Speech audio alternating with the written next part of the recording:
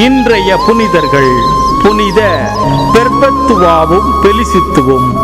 ஆதி காலத்தில் திருச்சபையில் வரலாற்று ஆதாரங்கள் உள்ள வேத சாட்சிகளுள் புனிதைகள் பெர்பத்துவாவும் பெலிசித்துவாவும் அடங்குவார்கள். புனித பெர்பத்துவா செல்வந்த குடும்பத்தில் பிறந்தவர். கிறிஸ்தவளாக இவள் மாறிய பொழுதும் இவரது உறவினர்கள் மாறவில்லை.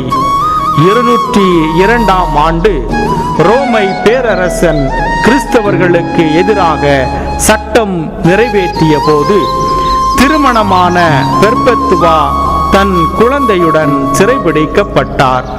தன் குழந்தையை தன் தாயிடம் ஒப்படைத்த இவர் கிறிஸ்துவுக்காக துன்பங்களை ஏற்க தயாரானார். கொடிய மிருகங்களுக்கு இரையாக அளிக்கப்பட்ட இவர் 203ஆம் ஆண்டு வீர மரணம் எய்தினார். புனித பெலிசித்து எளிய குடும்பத்தில் பிறந்தவர். கிறிஸ்தவ மறையை தழுவியதற்காக கைது செய்யப்பட்ட போது இவர் கர்ப்பிணியாக இருந்தார். சிறையில் இவர் பெற்ற குழந்தையை அதிகாரிகள் பறித்த போதிலும் விசுவாசத்தில் தளராமல் உயிர் நீத்தார். இவர்களது வீர மரணம் ஆதிகால திருச்சபையின் வரலாற்றில் பெரும் சாட்சியமாக கருதப்பட்டது. இதனால் இவர்களது பெயர்கள் 1ஆம் நற்கருணை மாநாட்டில் இடம் பெற்றன.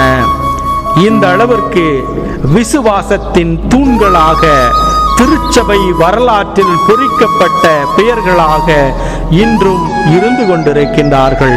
நாமும் விசுவாசத்தில் வளர இறைவனிடம் வரம் வேண்டுவோம். இறை ஆசீர் உங்கள் உள்ளத்தையும் இல்லத்தையும் நிரப்புவதாக. ஆமென்.